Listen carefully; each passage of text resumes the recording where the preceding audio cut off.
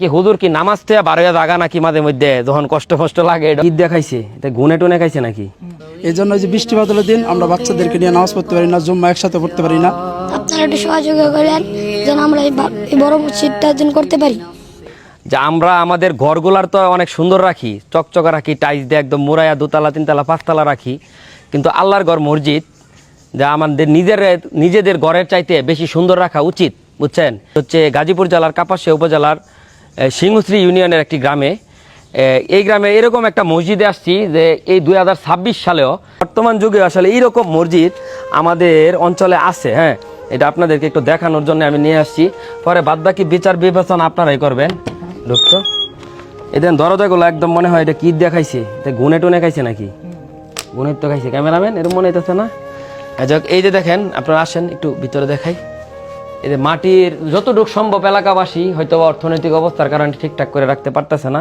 এই যে একটা জিনিস দেখা, এটা মিম্বর বলে সম্ভবত। এই যে বাইঙ্গে, এই যে দেখেন অবস্থা, মানে এটা দেয়া ওই দিকটা মানে বারণ যাইব নাকি?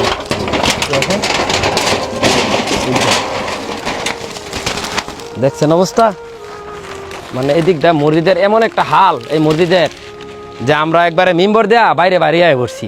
আর এই যে দেখেন এই সাইডটা একটু ঘুরায় দেখাই, এই যে মসজিদের সাইডটা আপনারা একটু দেখেন, এই যে দেখেন মিম্বর, বুঝছেন? এন্দা কি হুজুর কি নামাজ থেকে বার হয়ে জাগা নাকি মাঝে মধ্যে যখন কষ্ট লাগে এটা কইতারি না।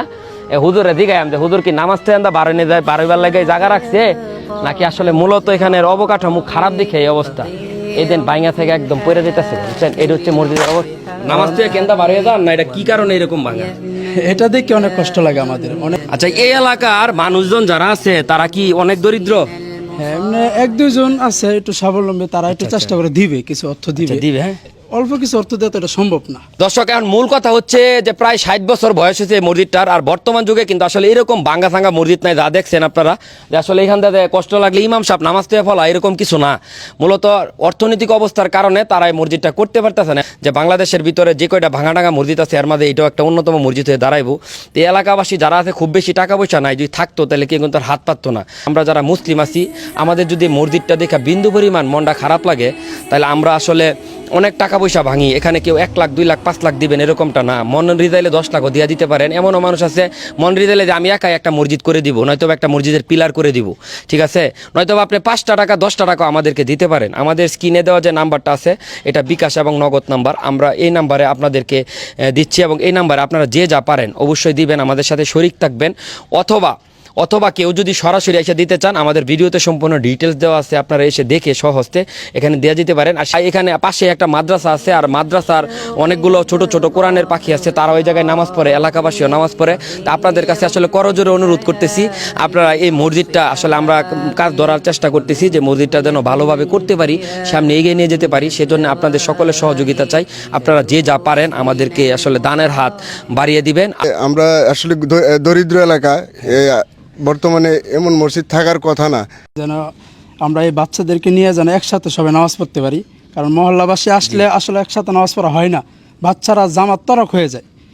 আপনারা সকলেই এই মসজিদের জন্য একটু সহযোগিতা হাত বাড়াবেন। কারণ হাদিসে ইমাম বানাইলে মসজিদে বানাল্লাহু লাহু বাইতান ফিল জান্নাহ, যে আল্লাহ ঘর বানাইলো সে জান্নাতে নিজের একটা ঘর বানাইলো। তো নিজের ঘর, আর যে সহযোগিতা করলো ঘর বানাইতে, যে সহযোগিতা করলো সকলেই 1 টাকা দিল, সে জান্নাতে একটা বাড়ি বানাইলো। ধন্যবাদ, বুঝছেন তো? জান্নাতে বাড়ি বানানোর সুযোগ আপনারা মিস করবেন না। আর সেই সাথে টাকা পয়সা যদি কেউ দিতে না পারেন, আমার মতো গরিব যদি কেউ থাকতে হন, তাহলে অন্তত এইটুক তো পারবেন যে ভিডিওতে একটা কমেন্ট বা একটা রিয়াকশন দিয়ে একটা শেয়ার করে দিতে, এটা পারবেন না? আর এটাও যদি না পারেন তাহলে আর কিছু করার নাই, তাহলে তো আমার কপাল মন্দ, বুঝছেন? হ্যাঁ, আসসালামু আলাইকুম।